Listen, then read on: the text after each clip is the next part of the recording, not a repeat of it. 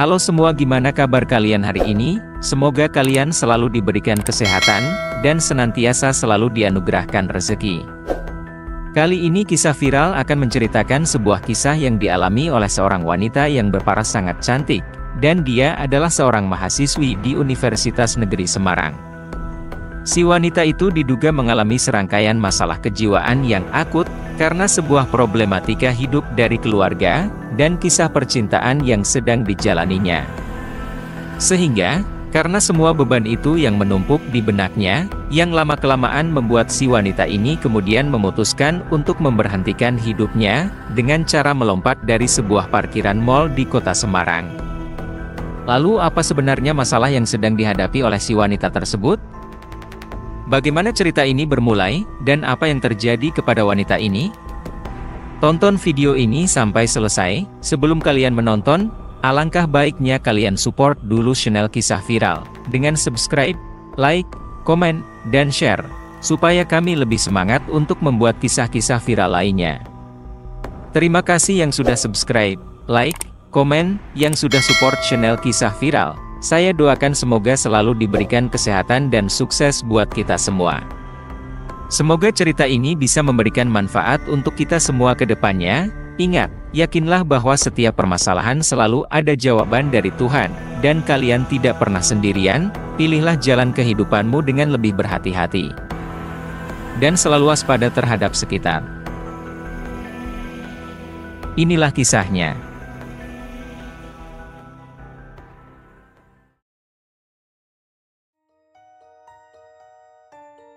Kisah viral kali ini datang dari kota Semarang. Terdapat seorang wanita cantik bernama Nada Juliana Wafiananda, yang berusia 20 tahun, dan dia tinggal di Kecamatan Ngalian, Kelurahan Cipancur, Kota Semarang. Wanita cantik ini sering dipanggil Nada, dan dia mengambil jurusan biologi di Universitas Negeri Semarang. Diketahui bahwa mahasiswi tersebut sudah masuk semester 7 akhir di Fakultas Biologi di Universitas Semarang, dan sudah menjalani pendidikan di sana sekitar 2,5 tahun. Menurut keterangan dari teman-teman dekatnya, Nada dikenal sebagai orang yang sangat baik dan mudah bergaul. Ia juga selalu terlihat semangat dalam menjalani rutinitas di kelasnya, hingga jarang terlihat memiliki masalah yang cukup rumit di kehidupannya. Nada Juliana memiliki nilai yang cukup baik di beberapa mata kuliah. Beberapa dosen bahkan melihat potensi yang cukup besar yang ada di dalam dirinya. Kehidupan keluarga mahasiswi tersebut diketahui bahwa kedua orang tua dari Nada sudah berpisah sekitar beberapa tahun yang lalu. Ibunya bernama Yopi Chandra Dewi yang bertempat tinggal di Desa Gunung Simping, Kecamatan Cilacap Tengah. Ibu dari Nada itu ternyata bukan orang yang sembarangan, karena dia memiliki profesi yang sangat mulia di tempat tinggalnya. Dilihat dari sosial media milik salah satu keluarganya, ibunda yakni Yopi Chandra Dewi ternyata adalah seorang guru di sekolah menengah pertama di kota Cilacap.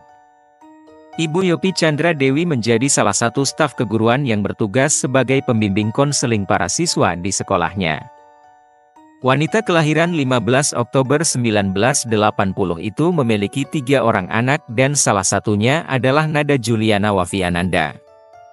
Namun, kehidupan keluarga dari mereka tidak berjalan dengan semestinya. Perpisahan dengan suaminya membuat prahara yang cukup rumit dalam kehidupan mereka, hingga Nada kemudian memutuskan untuk tidak tinggal dengan ibu kandungnya. Ia lebih memilih untuk menyewa sebuah indekos di Kecamatan Gunung Pati, Kota Semarang.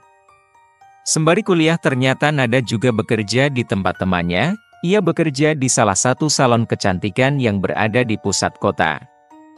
Menurut pemilik salon kecantikan itu, dia mengungkapkan bahwa Nada adalah tipikal wanita yang sangat mandiri, dan juga sangat baik dalam melakukan pekerjaannya. Ia tidak pernah mengeluh dan selalu bisa diandalkan. Kasmira, pemilik salon, menjelaskan bahwa Nada diperkenalkan kepadanya sekitar beberapa bulan yang lalu oleh cucunya, dan kemudian dia meminta bekerja di toko miliknya. Saat itu Kasmira langsung menyetujuinya, karena pas pertama kali dia mengobrol dengan Nada, dia memiliki ketertarikan dengan sikap dan merasa bahwa Nada orang yang baik. Namun beberapa minggu belakangan Kasmirah melihat perilaku dari Nada sangat berubah secara signifikan, dan perubahan itu mengarah ke hal-hal yang sangat negatif.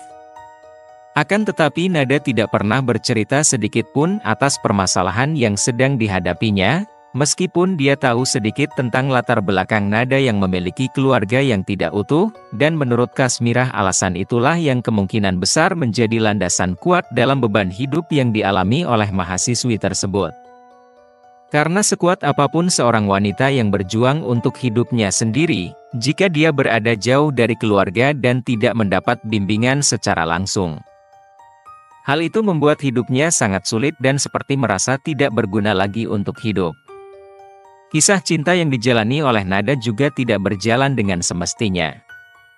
Nada sempat berpacaran dengan seorang pria yang berkuliah di tempat yang sama. Pria itu bernama Satria dan berusia 20 tahun. Kisah cinta keduanya dijalani hanya sekitar beberapa bulan saja. Hal ini karena keegoisan masing-masing membuat mereka akhirnya memutuskan untuk berpisah. Hingga dari sana kehidupan dari Nada Juliana berubah secara signifikan. Nada sering terlihat melamun dan menghabiskan waktu sendirian. Dari beberapa keterangan yang saya dapatkan setelah berpisah dengan Satria, Nada sempat mengenal beberapa pria yang lain. Namun, karena rasa cintanya yang begitu kuat terhadap Satria, ternyata dia tidak bisa menemukan sosok seperti pria sebelumnya. Hal itu juga terbukti dari akun media sosial milik Nada, di mana ia di sana masih menyimpan beberapa video kebersamaannya dengan Satria. Terdapat salah satu postingan yang akhirnya Nada menceritakan bahwa sosok Satria adalah pria paling sempurna yang pernah hadir di hidupnya. Dia seorang pria yang bisa mengerti dan memahami kondisinya, dan Nada Juliana sudah menganggapnya sebagai rumah untuk pulang. Karena setiap kesedihan dan kegelisahan selalu dibagikan kepadanya. Setelah mereka akhirnya berpisah, Nada seperti tidak bisa menggantikan sosok Satria di kehidupannya. Nada merasa bahwa dia seperti seorang wanita yang hampa dan merasa kesepian saat sedang sendirian. Terlebih tidak ada sosok keluarga yang mendukung dan menemaninya. Dari semua latar belakang yang sudah saya dapatkan, beberapa kesimpulan mengenai kesehatan mental dari Nada akhirnya mulai mengerucut. Bahwa ternyata Nada memiliki sebuah permasalahan keluarga di hidupnya dan kehilangan sosok dari Satria, membuatnya seperti kehilangan arah dan tujuan. Hingga akhirnya sebuah tragedi itu kemudian menimpanya. Tragedi itu terjadi atas keputusannya sendiri. Karena dunia miliknya penuh kehampaan. Kejadian yang mengerikan itu terjadi pada tanggal 10 Oktober tahun 2023. Menurut beberapa keterangan di artikel yang saya dapatkan, saat itu Nada terlihat di kamera CCTV sedang berjalan menuju mal di Semarang sekitar jam 4 sore. Di sana juga ada beberapa kesaksian orang yang sempat melihat Nada, dan dia terlihat sangat pucat dengan raut wajah yang menyimpan banyak kegelisahan yang cukup dalam. Pada sekitar jam setengah 5 sore Nada kemudian naik ke atas menuju ke gedung parkiran mal tersebut. Beberapa orang juga sempat melihat Nada sedang berdiri di sebuah tembok, dia sedang menghisap cerutu di tangan kanannya, dan menatap dengan tatapan yang sangat kosong. Meskipun begitu, para pengunjung mal tidak menyadari sebuah rencana besar yang berada di dalam kepala mahasiswi cantik tersebut.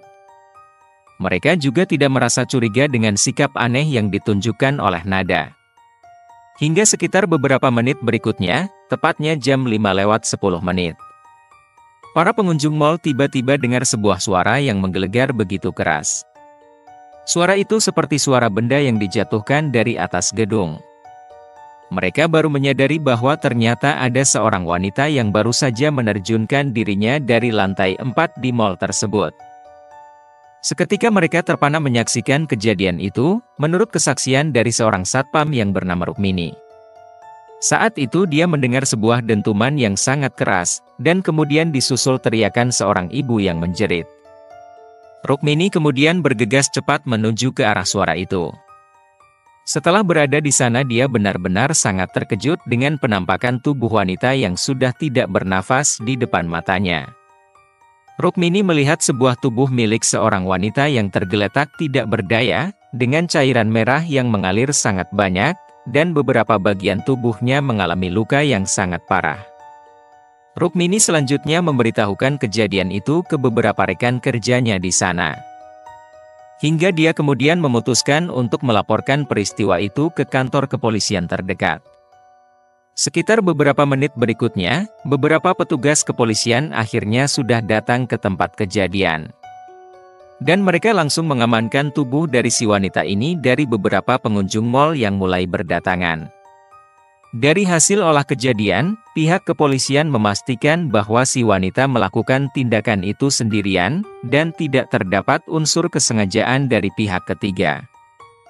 Para petugas yang mulai melakukan penyisiran itu juga mendapatkan beberapa barang milik korban, tepatnya barang itu berada di lantai 4 di gedung parkiran mal tersebut. Barang dari si wanita itu berupa sebuah tas ransel, yang di dalamnya berisi kartu tanda mahasiswa dan tanda pengenal milik korban. Hingga akhirnya mereka bisa melakukan identifikasi bahwa tubuh itu milik seorang mahasiswi yang bernama Nada Juliana Wafi Ananda yang berusia 20 tahun. Selain terdapat beberapa kartu tanda pengenal milik korban di dalam tas tersebut, juga ada sebuah surat wasiat yang ditulis oleh korban, dan surat itu ditujukan untuk ibunya. Di dalam surat tersebut korban menyebutkan bahwa dia bukan orang yang kuat dalam menjalani hidup yang keras ini. Hingga ia sudah memberikan sebuah hadiah untuk ibunya sebagai kado perpisahan untuk selama-lamanya. Surat itu juga sempat membuat banyak pengguna media sosial menangis saat membacanya. Banyak dari mereka juga mencari akun media sosial dari korban, dan mereka sangat tidak menyangka bahwa korban terlihat sangat bahagia di postingan terakhirnya. Mereka bahkan tidak menemukan sebuah caption tentang kesedihan dari mahasiswi cantik itu. Namun, ternyata kebahagiaan dari korban hanya terlihat dari luar, dan dari dalam hatinya sedang hancur menjadi kepingan kosong. Setelah selesai melakukan pemeriksaan di mal tersebut, pihak kepolisian kemudian membawa tubuh dari Nada Juliana ke rumah sakit Polri untuk dilakukan penyelidikan yang lebih mendalam. Mereka juga langsung memberikan kabar buruk itu ke pihak keluarganya. Lalu keluarganya langsung terkejut hingga menangis sejadi-jadinya mendengar kabar tersebut. Menurut keterangan yang saya dapatkan saat pihak kepolisian meminta untuk melakukan pembedahan pada tubuh korban, pihak keluarga kemudian menolak dan ingin anaknya pulang dalam keadaan yang utuh. Hingga saat itu juga para petugas medis selanjutnya membersihkan tubuh Nada, dan sekitar jam setengah 3 pagi mereka kemudian mengantarkannya ke kediaman ibu korban di Cilacap. Keesokan paginya sekitar jam setengah 10, Nada Juliana akhirnya sudah sampai di rumah keluarga besarnya di kota Cilacap. Dalam keterangan pihak keluarga, mereka sangat tidak menyangka bahwa putrinya melakukan tindakan tersebut. Mereka bahkan sama sekali tidak memiliki firasat yang buruk terhadap Nada, karena Nada bersikap biasa saja. Pihak keluarga juga tidak ingin banyak berkomentar mengenai motif yang dilakukan oleh Nada. Mereka hanya ingin masyarakat mendoakan Nada Juliana agar tenang dan bisa diterima di sisi Tuhan Yang Maha Esa. Sebuah kisah yang sangat memilukan. Itulah kisah dari Nada mahasiswi cantik yang terjadi di Mall Kota Semarang. Semoga kisah ini juga bisa menjadi pelajaran yang sangat berharga untuk kita semua. Setiap manusia yang hidup pasti memiliki masalah. Jangan pernah beranggapan kalian hidup di dunia ini seorang diri. Kalian punya keluarga, dan kalian memiliki Tuhan yang menciptakan kalian.